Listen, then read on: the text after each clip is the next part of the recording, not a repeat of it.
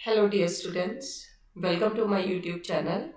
My name is Nisha Mittal. This is my profile on An Academy. You can search my profile on An Academy as well, as I have posted so many free lessons and special classes on An Academy regarding NDA UGC NET Computer Science. My classes are beneficial for those students also who want to prepare for GATE computer science और TGT exams या फिर PGT exams के लिए या फिर state eligibility test के लिए जो भी स्टूडेंट प्रिपरेशन कर रहे हैं उनके लिए ये क्लासेस मेरी जो है बेनिफिशियल है। तो आप लोग अन अकेडमी के ऊपर मुझे सर्च कर सकते हैं Nisha Mittal and this is my profile.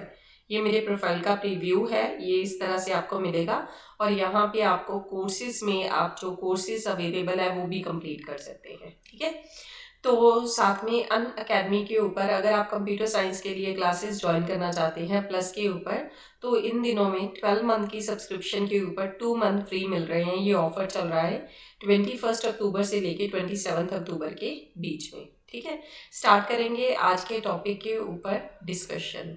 तो dear students, sometime you get such type of questions जिसमें आपसे वो टैग लाइन या फिर वर्ड के बारे में कुछ ना कुछ डिटेल पूछता है। ये क्वेश्चंस होते हैं कैश मैपिंग से रिलेटेड। ठीक है, मैं इन क्वेश्चंस के बारे में आप लोगों को समझाना चाहती हूँ कि क्या डिटेल है। कैश मैपिंग 3 तरह की होती है। पहले होती है डायरेक्ट मैपिंग, दूसरी होती है फुल एसोसिएटिव मैपिंग,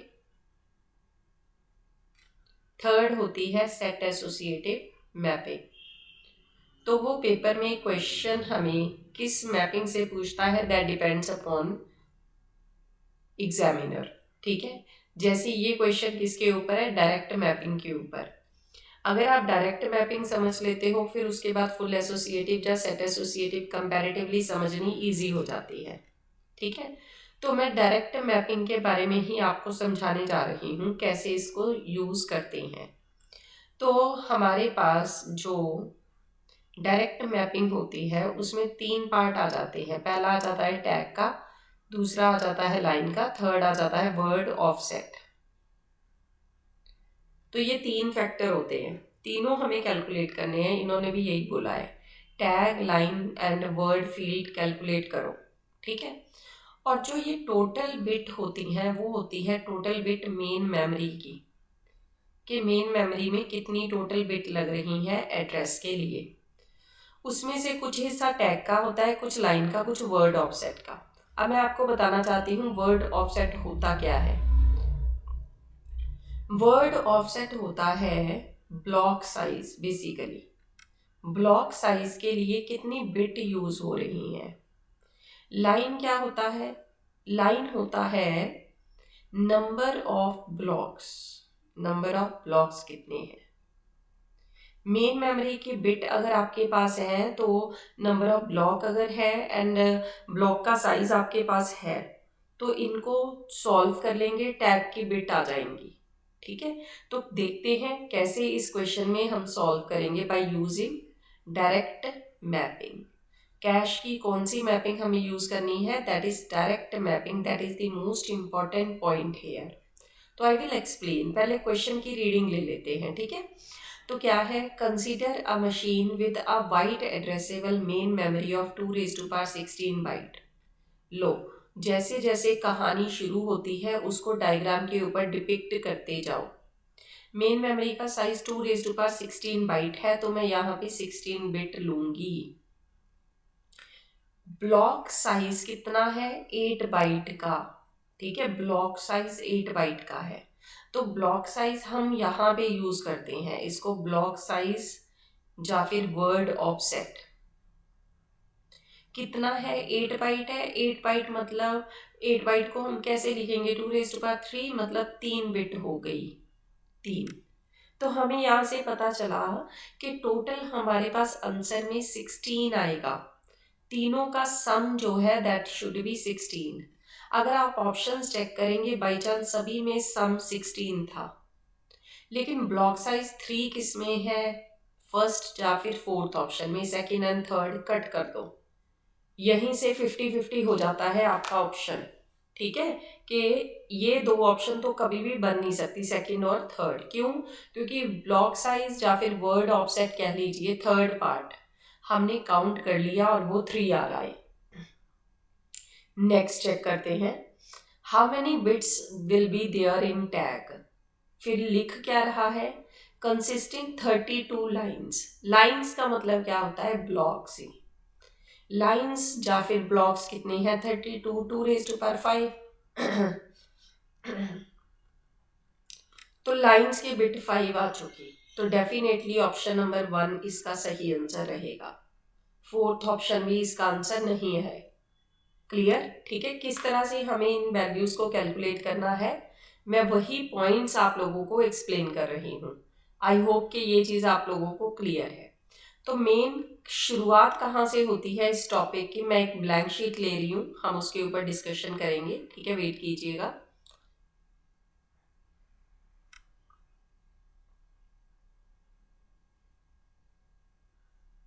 हाँ जी, तो मेन कंसेप्ट की शुरुआत कहाँ से होती है, वो हम पे डिपेंड है कि हमारे पास जो क्वेश्चन दिया है उसमें क्या वर्डिंग है। इस क्वेश्चन में सबसे पहली चीज उन्होंने हमें मेन मेमोरी के लिए कितनी बिट यूज हो रही हैं वो हम कहाँ से निकालेंगे, 2⁻16 बाइट मेन मेमोरी का साइज है। तो सिंपल सी बात है, 16 बिट मेन मेमोरी के लिए यूज हो रही है। ठीक है, जैसे जैसे कहानी आगे बढ़ेगी, मेन डिपेंड करता था कि ये कौन सी मैपिंग है। याद रखिएगा, डायरेक्ट मैपिंग में मैम ने हमें समझाया था, सबसे पहले टैग, फिर उसके बाद क्या होता है लाइन, फिर उसके बाद क्या होता है वर्ड ऑफसेट। लाइन निकालने के लिए मैम ने बताया था कि नंबर ऑफ लाइंस की बिट ले लो। वर्ड ऑफसेट निकालने के लिए मैम ने बताया था कि ब्लॉक साइज की बिट्स ले लीजिए। बस इसके साथ आपको आंसर करना था। ठीक है, ये हो गया हमारा डायरेक्ट मैप। डायरेक्ट मैप के बाद ऐसे ही हमारे पास एक सेट एसोसिएटिव होता है, मैं उसके बारे में साथ में ही थोड़ा सा क्लियर करना चाहती हूँ। सेट एसोसिएटिव में भी आगे टैग आ जाएगा, एंड पे वर्ड ऑफसेट आ जाएगा, लेकिन सेंटर में यहाँ पे लाइन नहीं आएगा, नंबर ऑफ सेट्स आएगा। नंबर ऑफ सेट्स कितने हैं, ठीक है, नंबर ऑफ लाइंस या फिर ब्लॉक्स नहीं, नंबर ऑफ सेट्स आते हैं। तो सेट्स के लिए बिट जितनी आ जाएंगी उनको लिख लेंगे, सिंपल। ठीक है, डिफरेंस सिर्फ इतना ही रहेगा सेट एसोसिएटिव में। लेकिन अगर कहीं वो पूछ ले फुल एसोसिएटिव के बारे में,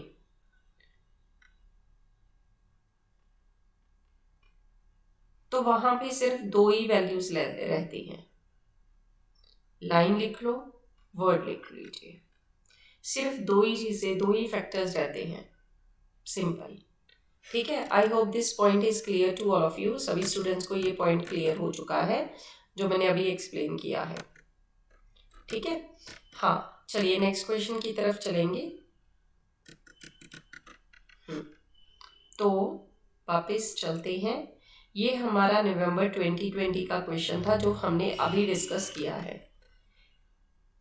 एंड इसका आंसर है ऑप्शन नंबर 1।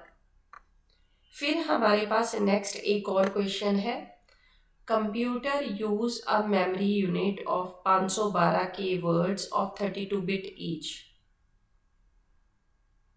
कितने 512 के वर्ड्स हैं, एंड एक वर्ड कितनी बिट का है, 32 बिट का है।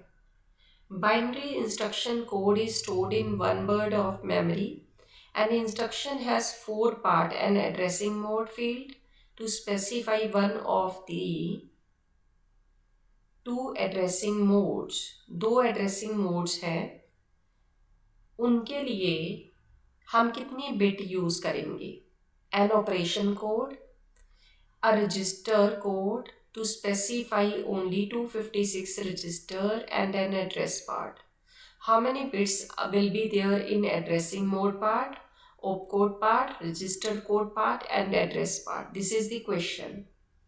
देखो रीडिंग लो पहले क्वेश्चन की, फिर उसके बाद ट्राई करो इसको सॉल्व करने की, ठीक है।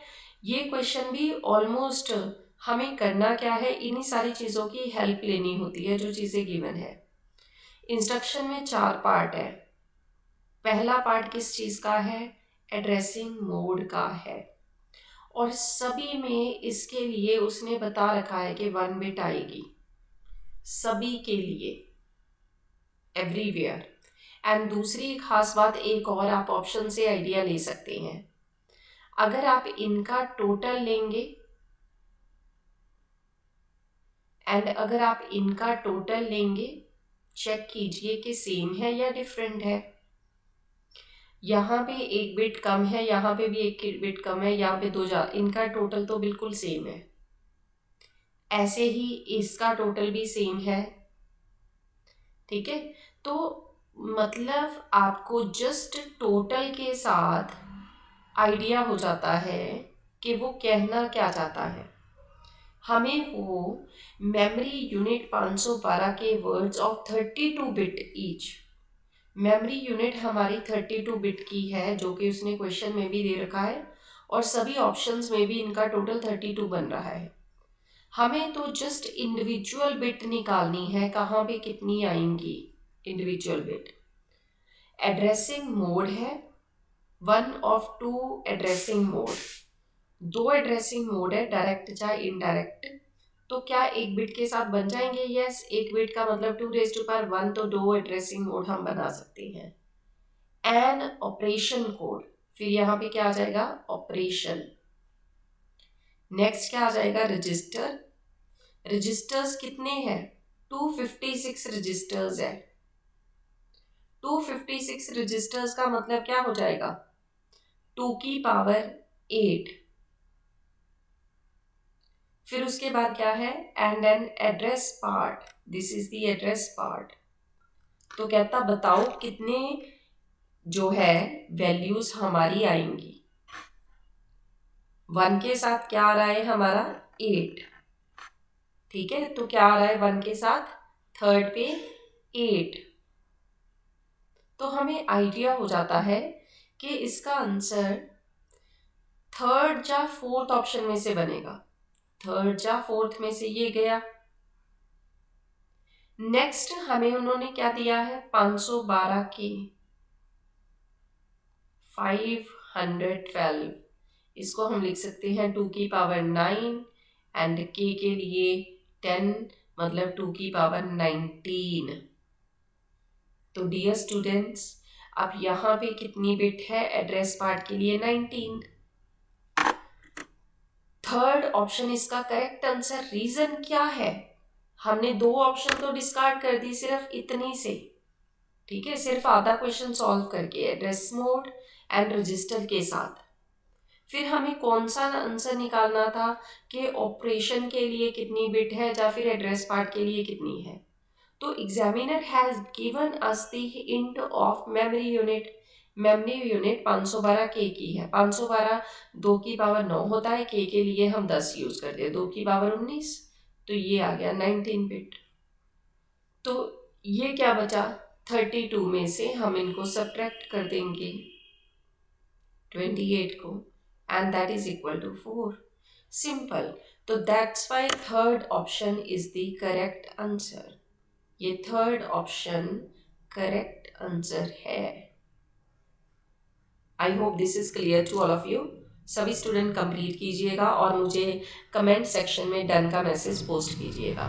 साथ में मैं आपको एक और गाइड करना चाहती हूँ, जैसे कि काफ़ी स्टूडेंट्स के मैसेजेस होते हैं कि मैम हमें फ्री क्लासेस अटेंड करनी है, तो वो रेगुलरली अनअकैडमी के ऊपर हो रही हैं special classes. Every Sunday I take 9 AM to 10 AM, इसके बीच में मेरी स्पेशल क्लास होती है एवरी संडे। तो बिल्कुल ही फ्री है, वो आप लोगों के लिए अनअकैडमी ने लॉन्च करते हैं, ठीक है। उनमें आप फ्रीली अटेंड कर सकते हैं, लाइव ज्वाइन कर सकते हैं, and you will learn a lot of new things. And the best thing is that there is an option of raise a hand in which you can live interact, live phone call के साथ आप अपने educator के साथ बात कर सकते हैं, ठीक है। और साथ में जो भी स्टूडेंट्स अन अकेडमी को ज्वाइन करना चाहते हैं तो my referral code Nisha M, तो यूज़ कीजिए मेरा रेफरल कोड निशा एम, और आपके अपकमिंग एग्ज़ाम के लिए कोर्सेज ऑलरेडी जो है तैयार है और अक्टूबर के लास्ट वीक से ये चल रहे हैं। तो निशा एम के साथ आपको फीस के ऊपर 10% का डिस्काउंट मिलेगा। एटलीस्ट चूज़ 1 ईयर सब्सक्रिप्शन, कम से कम, ठीक है। इस सेशन में इतना ही, मिलेंगे नेक्स्ट सेशन में जल्दी ही। Thanks a lot.